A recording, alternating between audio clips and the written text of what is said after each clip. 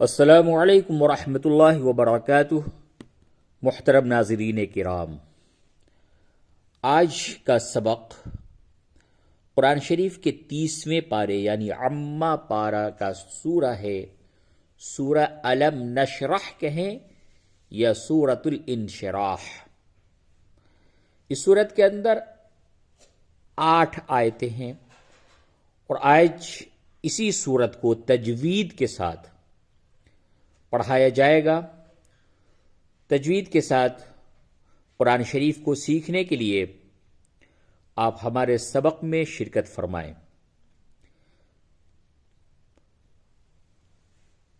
اعوذ باللہ من الشیطان الرجیم، بسم اللہ الرحمن الرحیم۔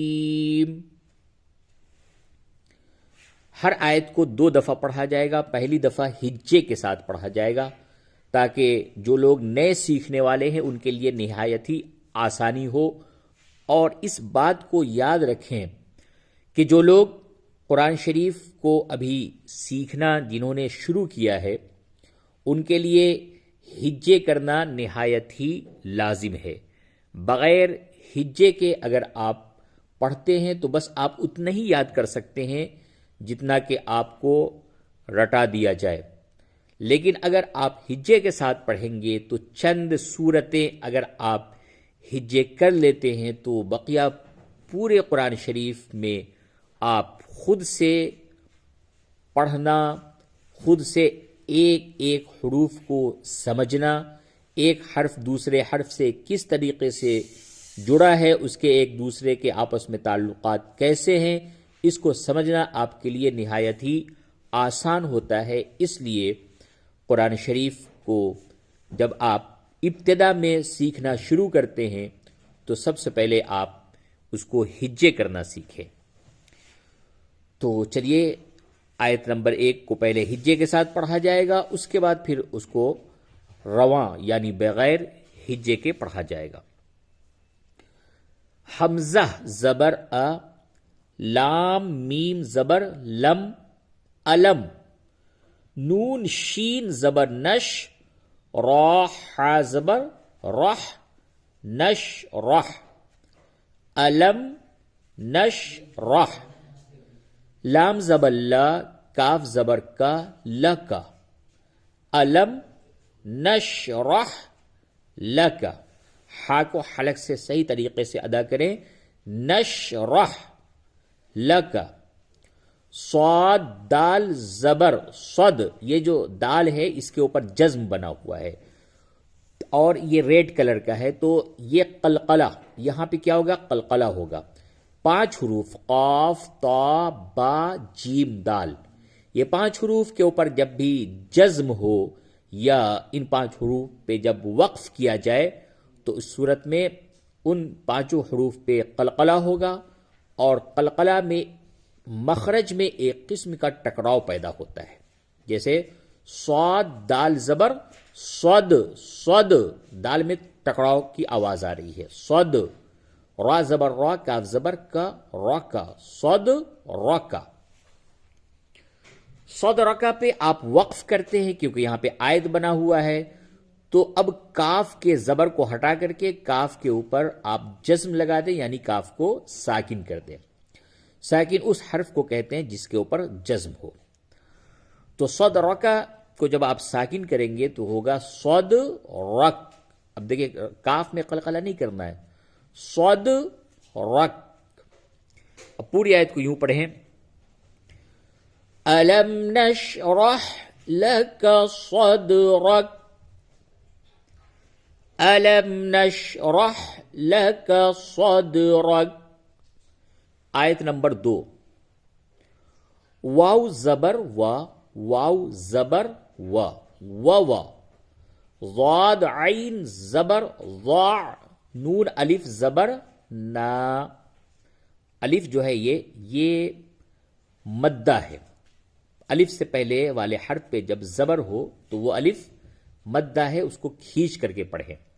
تو الف کو ایک الف کے بقدر کھینچ کر کے پڑھنا ہے، اور زبر زیر پیش کو ہمیشہ آپ کو جلدی ادا کرنا ہے، اس کو بالکل نہیں کھینچنا ہے.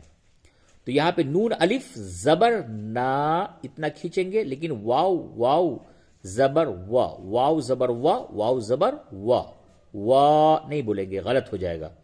تو یہ پورا ہوتا ہے وا وا ضعنا، وا وا ضعنا. ضاد اور عین کی ادائیگی صحیح کریں. وا وا ضعنا، عین نون زبر عن، کاف زبر کا، عن کا. یہ نون ساکن کے بعد کاف ہے، اس جگہ پہ اخفا ہوگا. اخفا کی مثال اردو میں دی جاتی ہے، جیسے ہم لوگ بولتے ہیں پنکھا، پنکھا پنکھا. یہ ناک میں آواز جاتی ہے اور وہ آواز اندر جا کر کے رک جاتی ہے، چھپ جاتی ہے. اسی طرح سے اخفا کریں گے عن کا.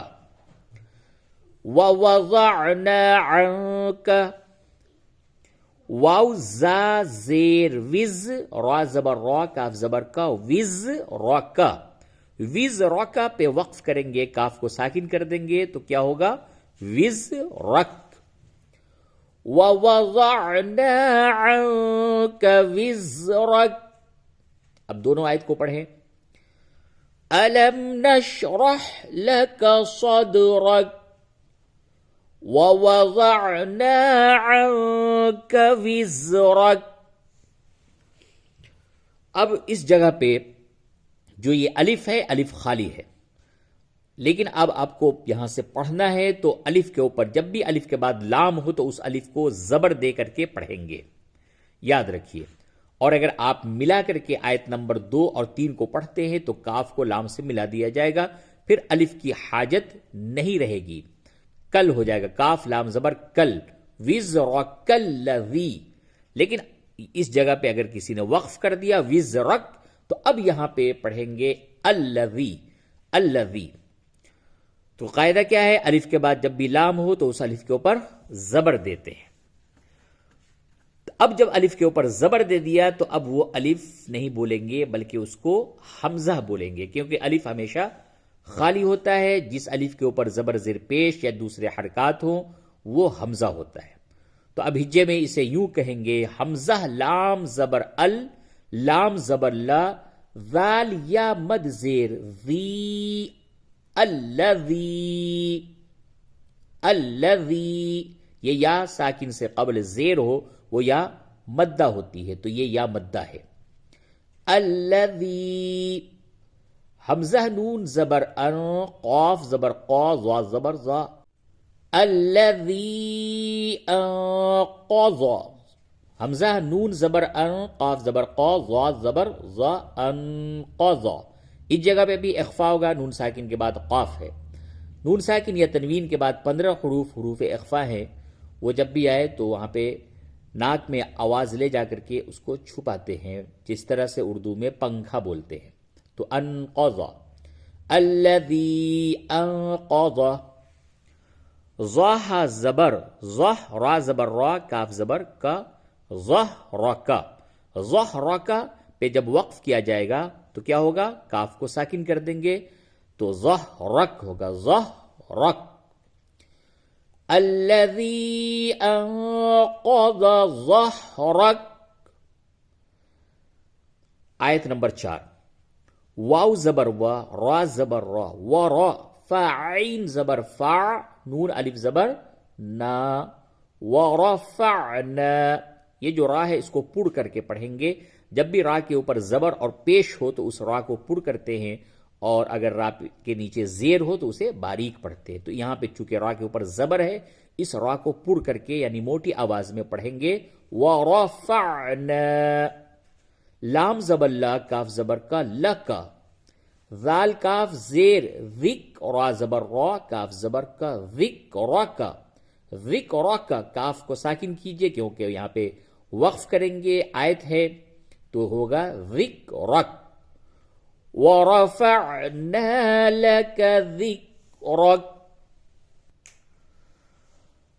فا زبر فا، حمزہ نون زیر ان، نون زبر نا، فَإِنَّ. یہ کیا ہے؟ یہ ہے غنہ. نون مشدد اور میم مشدد، یہ دو حروف جب بھی مشدد ہو، مشدد کہتے ہیں وہ حرف جس کے اوپر تشدید ہوتا ہے، تو نون اور میم جب بھی مشدد ہو قرآن شریف میں جس جگہ بھی آوے تو وہاں پہ غنہ ہوتا ہے، یعنی نون کی آواز کو ناک میں لے جا کر کے گنگنایا جاتا ہے۔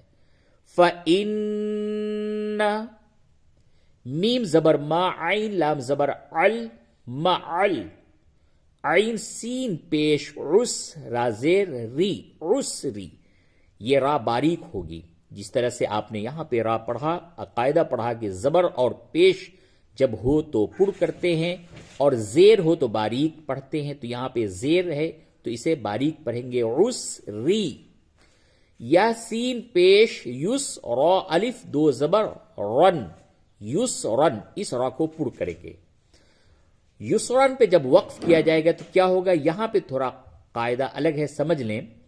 جب بھی آپ دیکھیں گے دو زبر کسی حرف پہ تو اس دو زبر کے بعد آگے ایک الف ضرور لکھی ہوئی ہوگی، اس الف کو کب پڑھتے ہیں، حالت وقف میں۔ جب بھی وقف کریں گے دو زبر کے اوپر تو الف کا اس وقت یوز ہوتا ہے، یسر نہیں پڑھیں گے بلکہ یس را۔